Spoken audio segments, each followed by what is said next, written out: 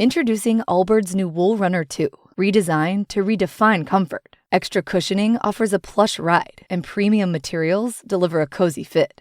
Go to allbirds.com and use code FRESH24 for a free pair of socks with purchase today.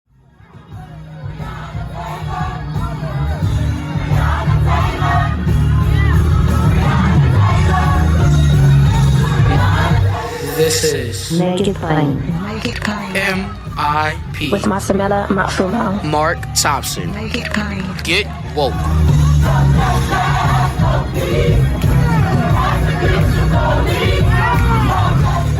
Ladies and gentlemen, here to talk about a topic that he says he's been talking about most of his life, even when back in the days when he was a teenager, I guess.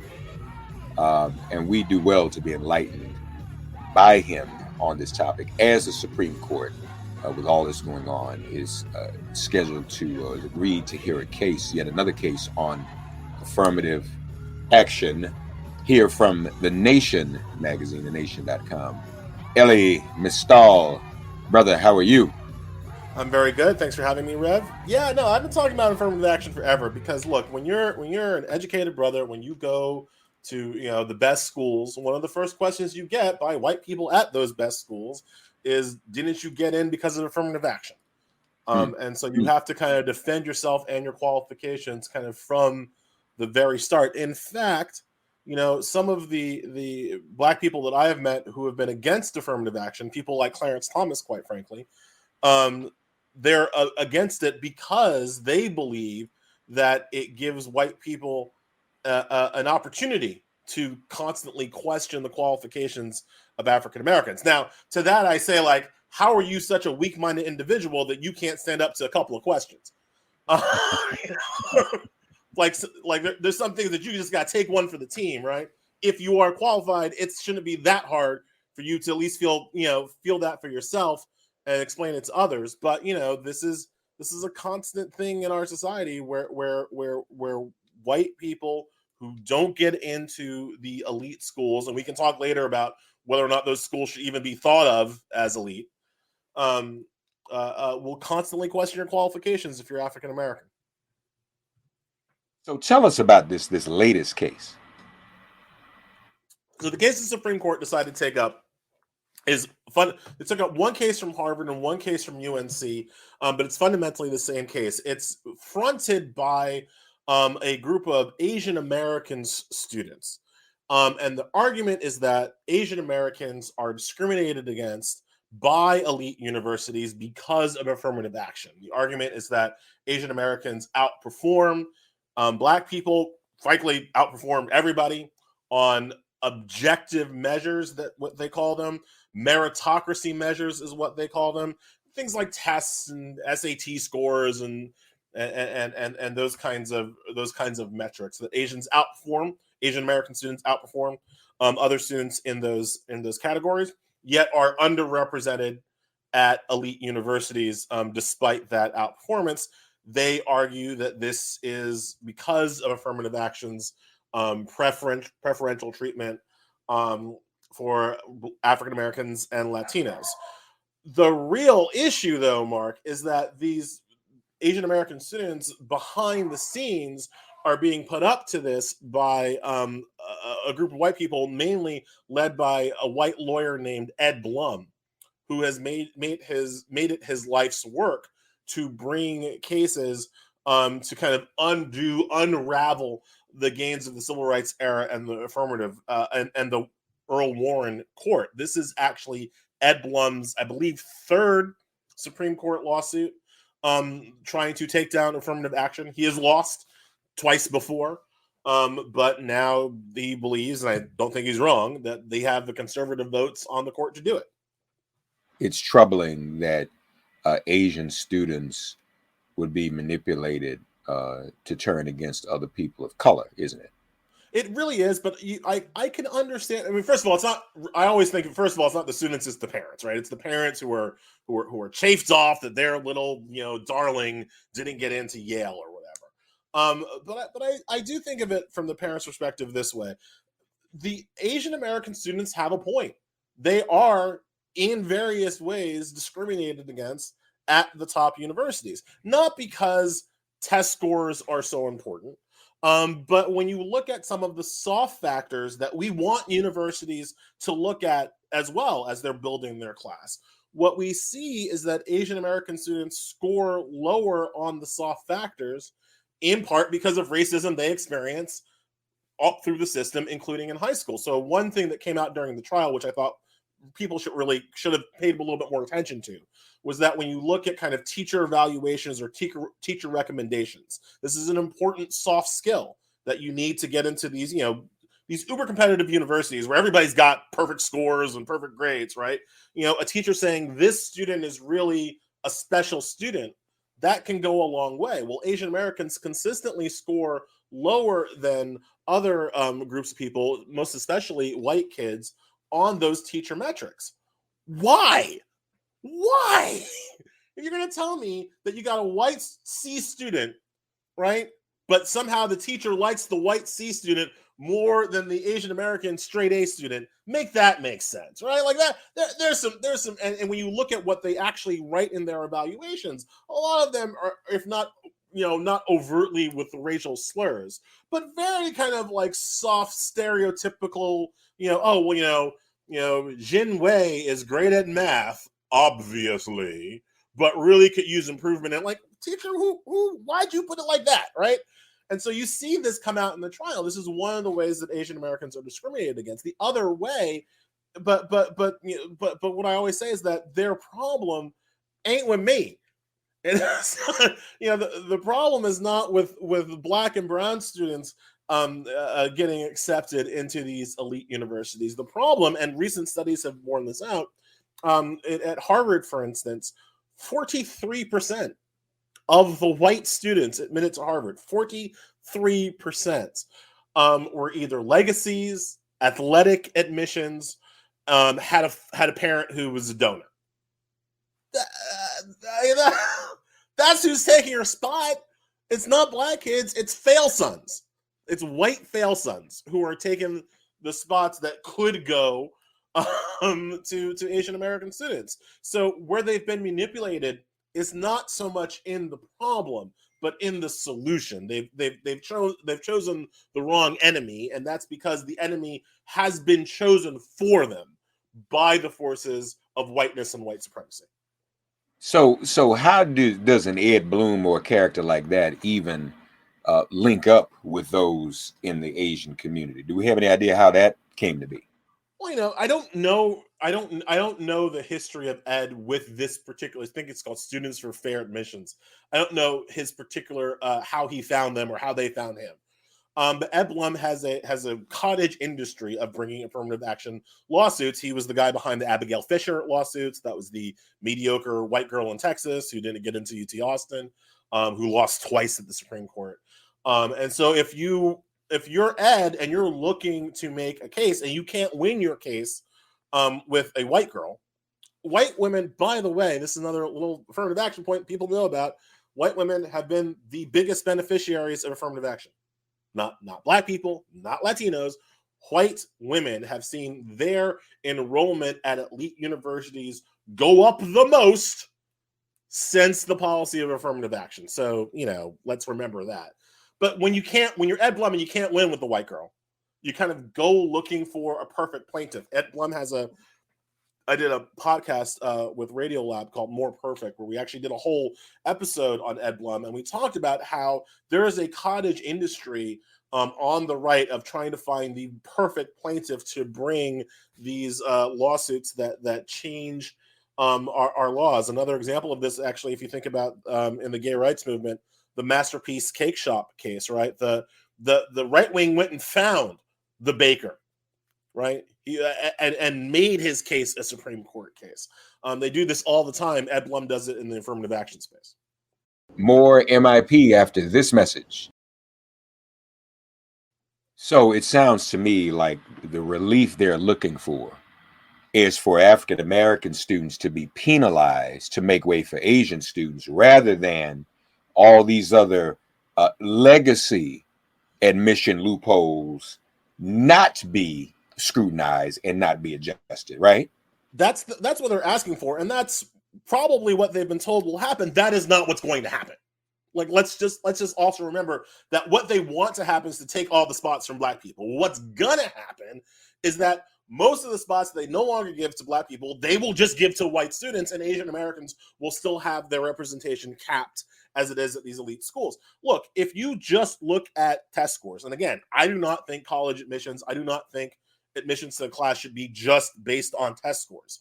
And I say that as a person who could kick your butt on a test, right? Like, if you're like, I'm gonna out test most people I meet, and yet I do not think that that is the main reason that I should be accepted into a school or getting a spot in a postgraduate program. So anyway, what we see if we just look at test scores is that the Asian American representation at a school like Harvard University would be something like 40 to 50%. Of the incoming class would be 40 to 50% Asian if we just looked at test scores. That ain't what's going to happen. Harvard's not going to go from 22% Asian as it is right now to 50% Asian overnight because they got rid of affirmative action. What's going to happen is more white kids get in. And this is the thing that people really need to understand about the affirmative action debate. You can whatever you think about whether or not having a diverse learning in a diverse environment is good or bad, whatever you think about that, you got to think about it this way. A school, a college is going to look at a number of factors when coming up with their class size, right? They're going to look at test scores, to be sure. They're going to look at rec letters. They're going to look at outside skills. They're going to look at, extracurricular participation. They're going to look at legacy status. They're going to look at all these things. And you're telling them the one thing they can't look at is race. The one thing that you're not going to let them consider is whether a person comes from a historically oppressed community. That's the one, they can look at poverty, but they can't look at racial disparities. That it's ridiculous. And so I always point out this thing. So I went to elite prep school on Long Island. Most of the kids, I was in the top 10 of my class in terms of GPA or whatever. Everybody from the top 10 applied to Harvard, and I think really everybody from the top 20 in my high school, again, elite prep, Friends Academy High School on Long Island, applied to Harvard. Only 3 of us got in. I had the best grade. Of the 3 of us that got in, I had the best grades. So that was my affirmative action. I out-tested people. The other girl that got in was like a field hockey star. She was like captain of the field hockey team and, really smart and a leader.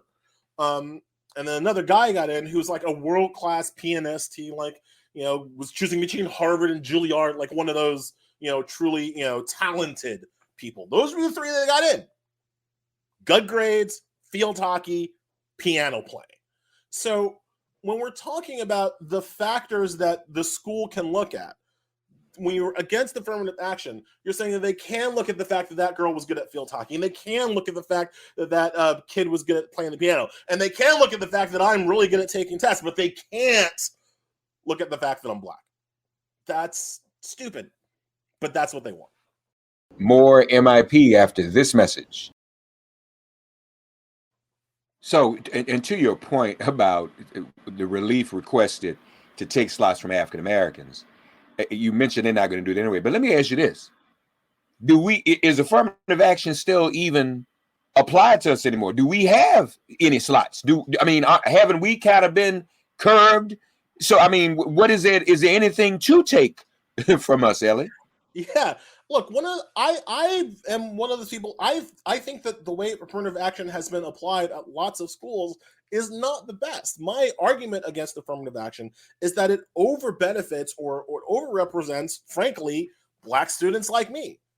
Again, Black students who came from relative, economic stability, who had access to tutors and test prep and whatever. There is a reason why I test better than most people I know. I have one of the most expensive test prep educations money could buy, right? Affirmative action is supposed to help the kid who didn't have my advantages, right? So Harvard shouldn't be able to count me as one of their Black kids because I can compete. I can compete in a white cultural environment kind of toe to toe, right? It's supposed to help Black kids who did not have my opportunities and upbringing to give them who are just as smart as me and will be just as successful as me. It's to give them a chance at some of these educational opportunities. And affirmative action generally doesn't work that way anymore because we just kind of cherry pick, people who were going to succeed anyway and say like, oh, that's our affirmative action spot. But the other thing that, Mark, you gotta be tuned into here is that if the court takes affirmative action away, and I believe they will, I mean, again, they've been trying to do this for a generation, the elite private universities will still find a way to have diversity in their classes because they understand that having a diverse class is important to the educational environment for everybody. So Harvard's going to find a way. I don't know how, I don't know what they'll call it. They're going to find a way to get black kids at Harvard, right? The problem, remember, this is a lawsuit coming at Harvard and coming out of UNC. The problem is going to be public universities. They're going to have the more scrutiny about their admissions policies, and it's going to be harder for them to get diverse classes in there. And that, to me, is a real problem. Our friend, your friend of mine, Michael Harriott, has brought this up multiple times, and it's a really critical point. Public universities are the things we all pay for as taxpayers. So if anything, as a black taxpayer, I have more of a right to have an opportunity, a representative opportunity to go to a public university than I do to Harvard or a Duke or a Yale. Like screw that. Like, but if your state is, 27% black and your public university is 2% black, that is a huge problem. And that is a problem that shouldn't be allowed. So like, while generally I do not believe in quotas, generally legally quotas are unconstitutional, quotas are bad. I get that. But at the point where you're talking about a public university, your public university should be representative of the state that you're in because that's the tax base that you're taking the money from.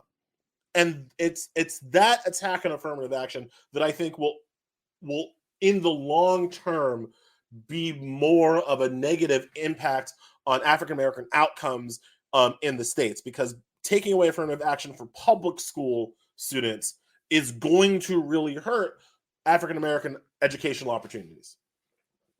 So, Elie, is that kind of what you were alluding to earlier when you said whether or not we should even be dealing with some of these elite universities or treating them as elite? Exactly. Because there's a great argument that I pretty much subscribe to, that elite universities do not make you elite. They're just very good at picking people who were going to be elite anyway. Right? They're just kind of glom on that. There's a lot to be said that the educational, that as kind of we learn more about education, that the educational disparity in terms of just quality of like what you're getting between a Harvard and a UMass is not as great as it once was. And there's the economic argument where, when I graduated, I went to Harvard College and then Harvard Law School. I graduated with like $300,000 worth of debt. I'm still gonna be paying that off, right? It's super, and this is, I'm old. It's even more expensive now. This is a real high price situation. Public universities are either free or very cheap, relatively speaking, in the higher educational, landscape. I mean, obviously there's some exceptions, Berkeley, the California system being one of them. But for a lot of people, public university is the most cost-effective way to get a higher education. And so when you exclude Black people from that, you are really excluding them from the opportunity to go to college and from the opportunity to get an education that, within reason is going to be pound for pound almost as good, just as good as you can get at some of these, elite schools. I don't, UNC versus Duke, is there a difference there? Probably. But like, is it a huge one? No. I mean, look, I'm a little bit biased. My uncle is a philosophy professor at UNC Charlotte, and I think that his class is pound for pound every bit as good as what you'd be getting if you went to Duke. So I think the public universities are critically important to our educational kind of pyramid, and it's critically important that African-American students and Latino students are allowed to go to the universities that their parents are already paying taxes for. This court, though, do you think is likely to uphold Blum's request for relief? I mean, this is the court we have now, unfortunately. Now, and I think there are going to be some discussions initiated about building a campaign to encourage Biden to nominate you to the Supreme Court. Those are discussions that are beginning to take place. But until that happens, I would love to replace Clarence, right? No, look, the only reason why affirmative action is still around is because conservative Anthony Kennedy didn't want to take it away. Well, really, back in the day, it was conservative Sandra Day O'Connor and conservative Anthony Kennedy that didn't want to take it away. But since the last huge affirmative action case, Greta v. Bollinger in 2003, Sandra Day O'Connor and Anthony Kennedy have been replaced by Samuel Alito and Brett Kavanaugh. To say nothing of the fact that Ruth Bader Ginsburg, who was also a defender of affirmative action, has been replaced by Amy Coney Barrett. They have, I believe, now 6 votes to overturn affirmative action, and they only need 5, and they've got 6. And I believe, and you can quote me on this, I believe that these freaking people, they will let Clarence Thomas, who has been against affirmative action from the very beginnings of his career, they will let him write the opinion outlawing affirmative action. Clarence Thomas is a weird guy not weird guy. He's a problematic guy on this issue. As I've said before, Clarence Thomas, and I don't think a lot of Black people know this. I mean, because we kind of caricaturize Thomas. I don't think a lot of people understand. Clarence Thomas has experienced, some of the worst racism this country has to offer. He was prejudiced against at Yale. They were very mean to him by all accounts when he was a Black law student at Yale, constantly calling him dumb, constantly running him down. And, unfortunately, that kind of pressure does something to people. To some people, it makes them stronger. To some people, it breaks them. And I think it broke Thomas. And so his response to that kind of pressure, that kind of real racialized pressure, has been kind of Stockholm syndrome, has been to kind of accept the philosophy of his captor. And so now he believes that he would have been treated better at Yale without affirmative action, because then the white people would have had to give him credit for his intellect. That's what he believes. And that's what he is. And I believe that is what he is going to write. And so he is going to outlaw affirmative action on the theory that affirmative action actually hobbles African Americans as opposed to helps African Americans. And that's Clarence Thomas, for his 30 years on the court, he has written very few majority opinions that have changed the law in any way. He's too extreme, basically, to get majority opinions of import. But this will be one. They will let him, in an extreme way, outlaw affirmative action. Massa, we sick. I mean, it's going to be a very ruckus opinion. It's going to be a very ruckus opinion. And folks, he was the only one. Even Kavanaugh and Coney Barrett and them, they ruled that the January 6 documents have to go, and Clarence was the only one. No, we can't do this. I mean, so yeah, that's a wildcat. Well, Elie, thank you for this. How does some of you feel? Let us know. I'm sorry, go ahead. Can I just add one more thing? Because I don't want to get out of this discussion without getting people, reminding people that as we fight from affirmative action, one of the things that we don't want to do is one of the things we want to highlight is how racially biased all the other admissions factors are, including geography. This is the fundamental misconception that people have about affirmative action. The most racist thing that colleges and universities do is sort people based on geography.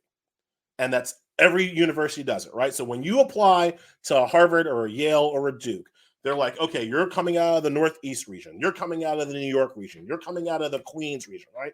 Well, when they do that, what happens is that because Black people are not evenly spread out throughout the country, because Asian Americans are not evenly spread out throughout the country, What you have is dockets where kind of you have to fight each other, right? So like if you're an Asian American student applying out of San Francisco, you got to fight against like 50 other really high performing Asian American students coming out of San Francisco. How many Asian American students are coming out of Nebraska? How many are coming out of Idaho? How many are coming out of India, right? So when you geographically sort, and we got to have at least 5 people from West Virginia. We got to have at least 5 people from Idaho. Well, what you're doing is saying we have to have at least 5 white people there. We have to have at least 5 white people there. And we've got to have 10 people from New York, and all of you fight. So understand when they're talking about taking away race consciousness in admissions, understand that just by doing that, it is to default back to white people win. TheNation.com, folks, check out Elie. Stay tuned for the draft Elie for the Supreme Court campaign. More about that. Thank you, brother. Thank you so much, Rev. Thanks for getting woke and listening to Make It Plain. Please remember to listen, like, and wherever you get your podcasts, please give the show a 5-star rating. And please do spread the word. Let's all continue to pray for each other during this pandemic and this police-demic. If all hearts and minds are clear, it has been made plain.